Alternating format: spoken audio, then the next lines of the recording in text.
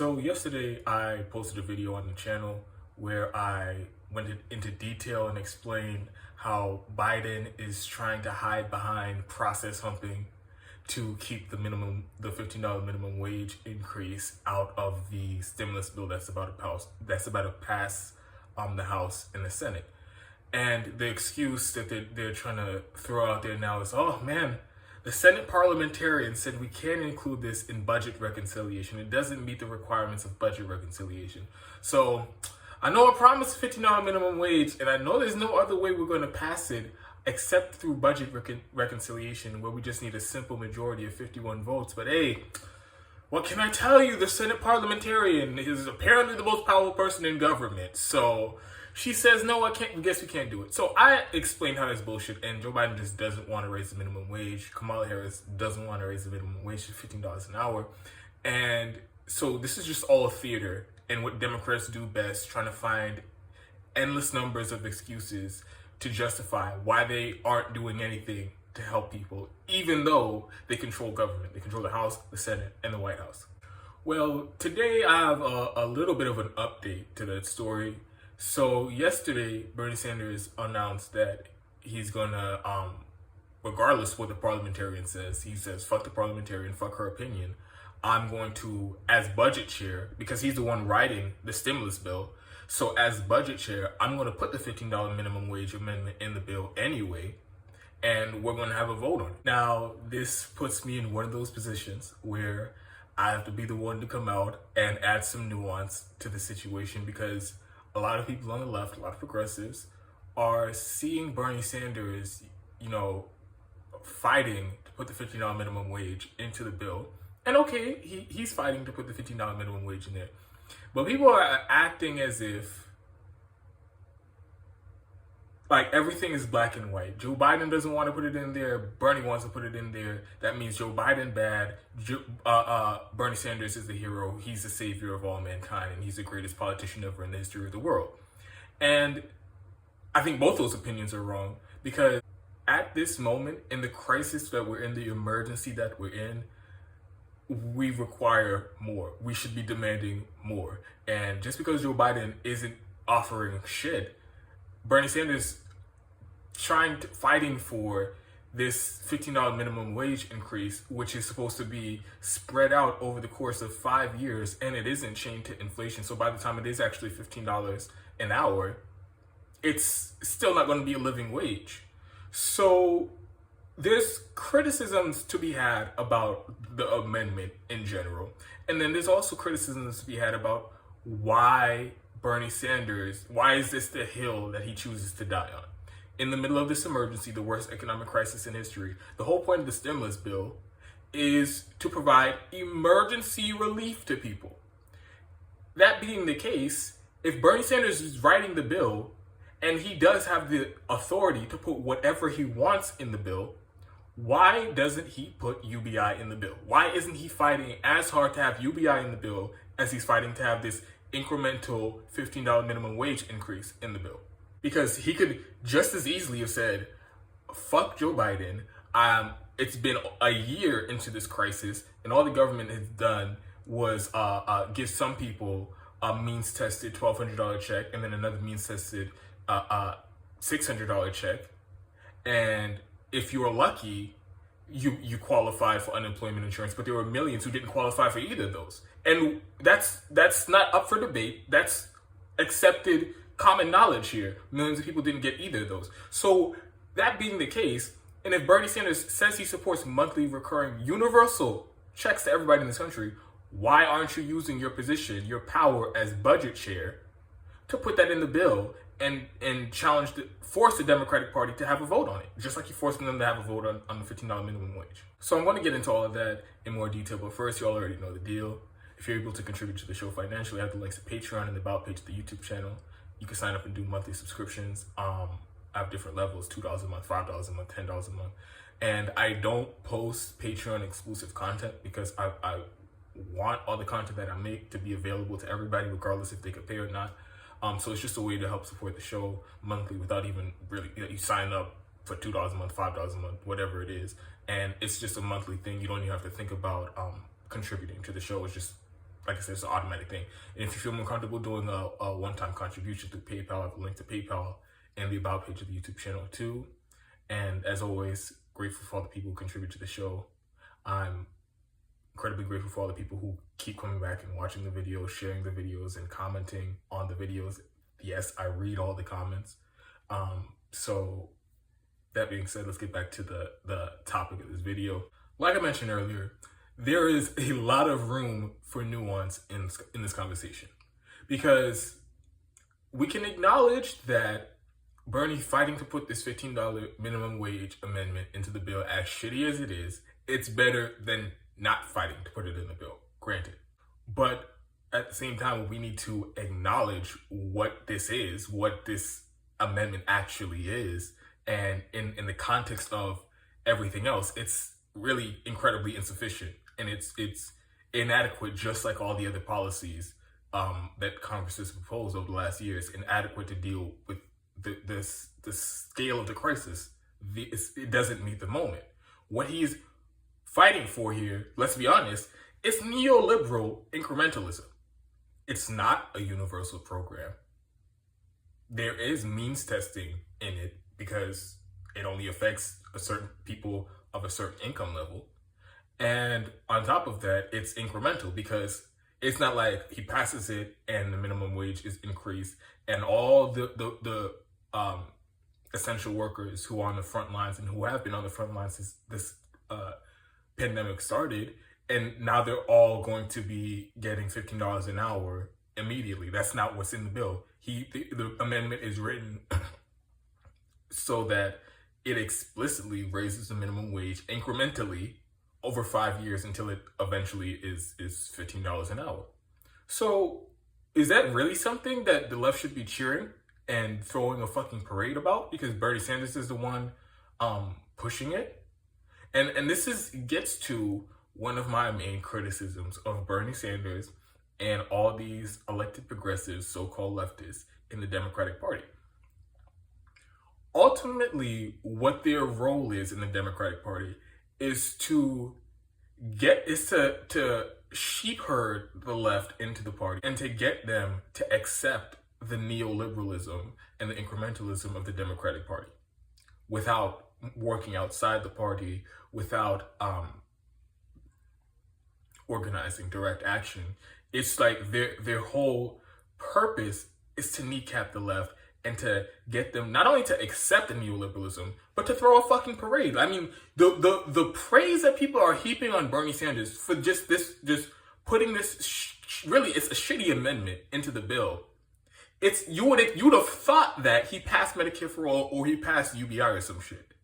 And it's really bonkers because take Bernie Sanders out of the equation. Imagine it was Nancy Pelosi. Imagine it was Chuck Schumer. Imagine if it was Joe Biden that said, in the middle of the worst economic crisis in history, we're going to propose a minimum wage increase, even though the minimum wage hasn't been raised in the last 12 years, which is the longest it's gone without a raise since the law was passed. We're going to raise it incrementally to $15 an hour over 5 years. And we're going to act as if that's some type of big, bold policy agenda, again, in the middle of the worst economic crisis in history, where the government has left us for dead, and they really owe us over $20,000, because if they were giving people $2,000 monthly checks, like many other countries around the world have been doing, people would have had $20,000 plus by now. So to offer this as if it's the grand solution to the economic crisis that we're in it's shitty, and we would all see it for the neoliberalism and the incrementalism that it is, the half measure that it is, a quarter measure that it is, if it was coming from Nancy Pelosi, if it was coming from Chuck Schumer or any other corporate Democrat. But since it's Bernie Sanders, it's met with nothing but praise. And if you would even come out and criticize Bernie Sanders for this, if you're on the left and you come out and criticize him for this, everybody, the corporate Democrats don't have to come after you. The shitlibs don't have to come after you and try to browbeat you. People on the left, people who call themselves social democrats, people who call themselves democratic socialists, would come out and say, oh my God, you guys just want to complain about everything. Why can't you just be grateful? Take what you get. This is what we have, so it's better than nothing. Making all the same arguments that any shit lib would make when we try to counter with actual economic policies that meet the moment. Let's just be clear about what Bernie Sanders is pushing for. Yes, it's better than nothing, but we need to get away from this mindset of, oh, I'll just accept anything because it's better than nothing. Because that's how we got to this position. That's how you get all the so-called progressives and leftists going along with the corporate scam CARES Act. Because, hey, it's better than nothing, right? So we really need to move away from that and start judging these actions, start judging the policies based on the merit and what they do to actually address the scale of the crisis that we're in right now. And if we're being objective, this shitty $15 minimum wage increase over 5 years doesn't come anywhere near to addressing the economic devastation in this country that's been wrought over the last year and really over the last several decades. So that's just my thoughts on this bill, this amendment to the bill, the $15 minimum wage increase in general. But now, really, like the what's being left of the conversation is Bernie Sanders, he put it in there, but when the corporate Democrats vote it down, he'll slink away and he'll shrug his shoulders and be like, I tried, and he's just going to walk away and leave it like that. He isn't going to do anything further than just simply putting it in the bill. And there's a whole lot. If he was really committed to doing it, if he was going to go balls to the wall and go all out and say, I'm not moving an inch unless you pass this in the bill, there's many things that he could do. He could name and shame Joe Manchin and Kamala Harris and Joe Biden, the two of them especially, because they ran on the $15 minimum wage and now they have the opportunity to do it. They're backing away from it. They're moonwalking away from it at 1,000,000 miles an hour. So you can go out every single day and do press conferences, go on every single show that would have you, and rip them and shame them for not doing the bare fucking minimum to increase wages, the slave wages in this country, when the Democrats control the House and the Senate. And let the people know what is actually going on. Because there are a lot of people in the country who think, oh my God, it's just so complicated. I guess Joe Biden's really trying, but he just can't do it. No, let people know Joe Biden is a fucking liar and he lied to everybody to get them to vote for him on this specific policy. Let everybody know what's happening and let Joe Biden feel the pressure. And let in the same vein of public pressure, where the protests.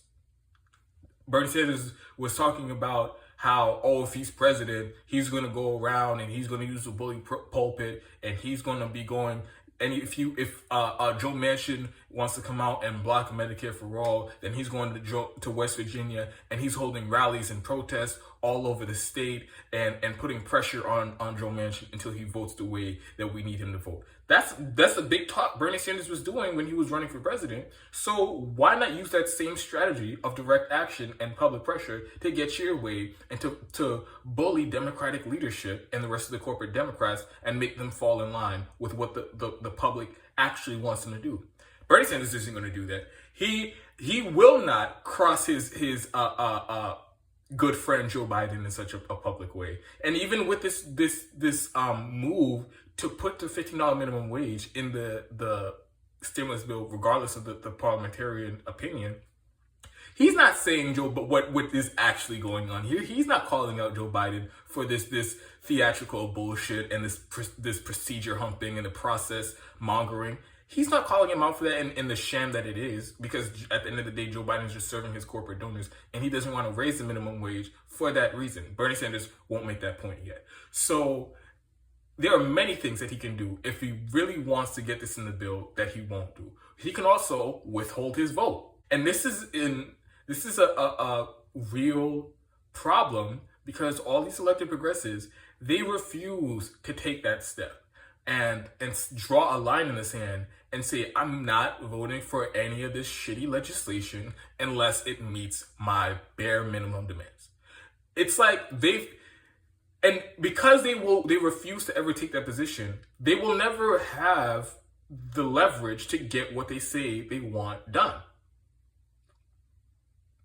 Because if the Democratic leadership, the corporate Democrats, if the Republicans, if they know they can count on you to support the bill at the end of the day, no matter how shitty it is, because, quote, it's better than nothing, then they have no incentive to meet you on your demands. And that's exactly what happened with the CARES Act.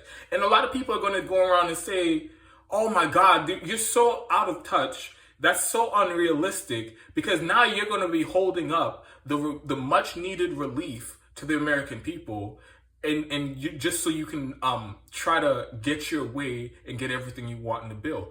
But you have to understand, and we have to completely flip the framing of that on its head. It's not the left that would be holding it up, that's holding up relief to the American people who desperately need it. It's the corrupt politicians in the Democratic Party and the Republican Party. Because Bernie Sanders will introduce a one-page, or if I was in Congress, if I was a left politician in Congress, I'd introduce a one-page bill immediately that has $2,000 UBI monthly checks to everybody in this country. And it would be one page, introduce it in the House, introduce it in the Senate, pass it, have the president sign it. That's how serious I am about getting relief out to the American people immediately. Not all of this, so having all this fucking 5,000 page bills that nobody gets to read and try to pass it in the dead of night and having all these negotiations. No. We say people needed relief, right? All right, let's get the $2,000 monthly checks out immediately. So you can reframe the discussion and stop trying to, you don't have to take all the blame and be like, oh yeah, it's definitely me holding it up because I want X, Y, and Z. No, I want this. And the Democratic leadership, they don't want to help the people, so they don't want to pass this single page bill that has UBI in it. So if anybody's going to talk about holding up relief, it's them, because that bill's out there and they don't want to do it. So you can completely reframe the discussion. But when they don't do that, and it's just, oh, can you please do what I want in there? And even if you don't, I'll vote for whatever piece of shit you put in front of me anyway, because people need help.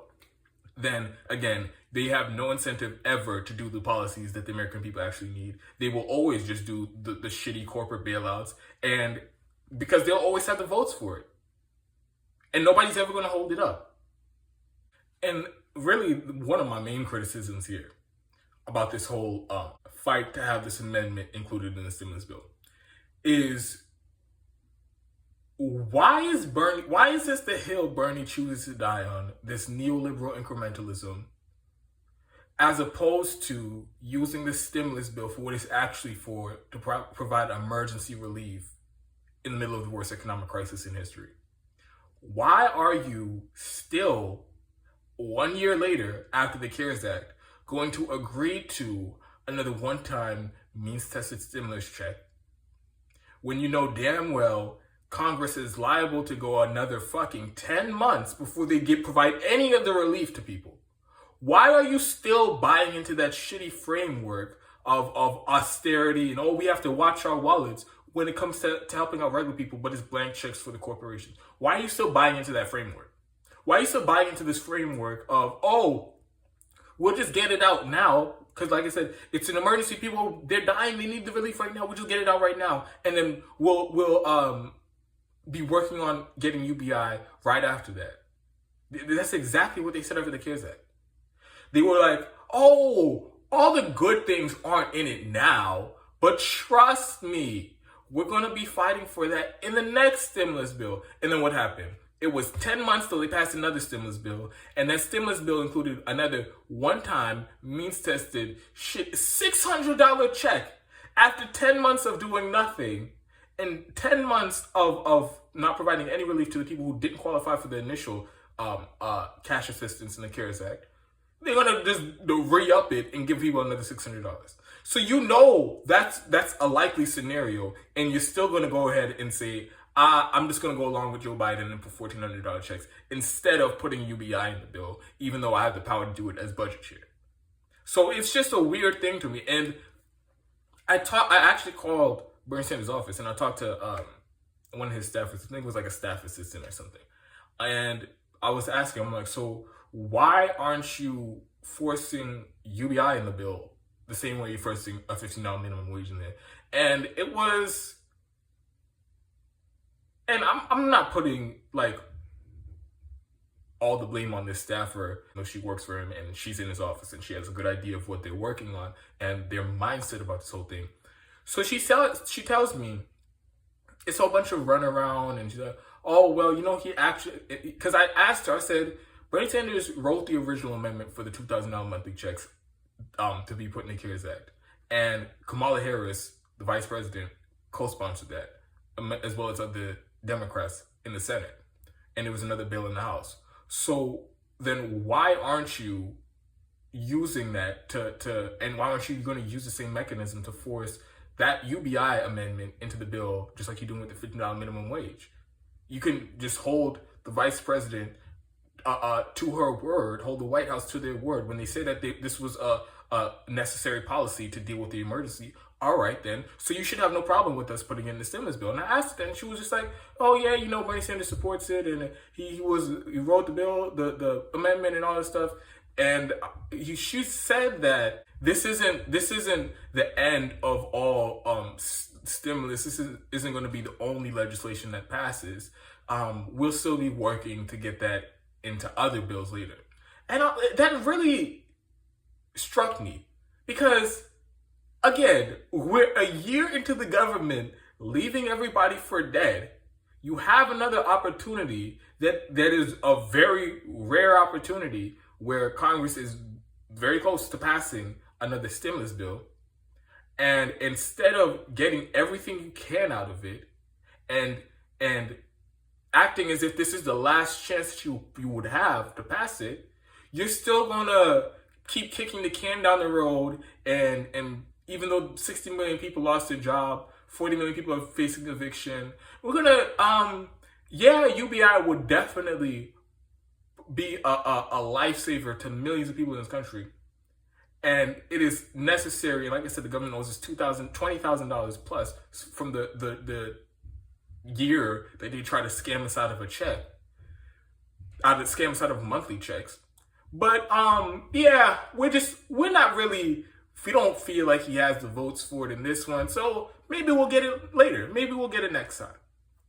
And this just goes to the lack of urgency from everybody in Congress. And this is why I say nobody should be defending any politician in this moment. Because, you can always make the argument that, this person is just one politician. There are 535 members of the House and the Senate. You can't put all the blame on this person. But as an institution, they all get the blame. Because at different moments, they've all had leverage and they've all had moments and opportunities to fight for and force votes on these necessary policies. And they choose not to do it. And if you're going to choose not to do it, then you get the blame for the state of the crisis that we're in this country. Because you're not doing everything in your power to fight for the policies that you know are necessary to meet the moment. So they've all failed miserably. They should all be disqualified from public office. Everybody, including Bernie Sanders. So he's fighting for this $15 minimum wage amendment to put in the bill. It literally does not even it doesn't immediately address the economic crisis right now. Again, 60 million people unemployed. Oh, wow, now we have raised the minimum wage and millions of people out of the workforce. Isn't that so great? And also the minimum wage increase isn't immediate. It's over 5 years. So this is what Bernie Sanders is fighting for. Once again, incrementalism, neoliberalism, and getting the left to cheer for it. Throw a fucking parade over it.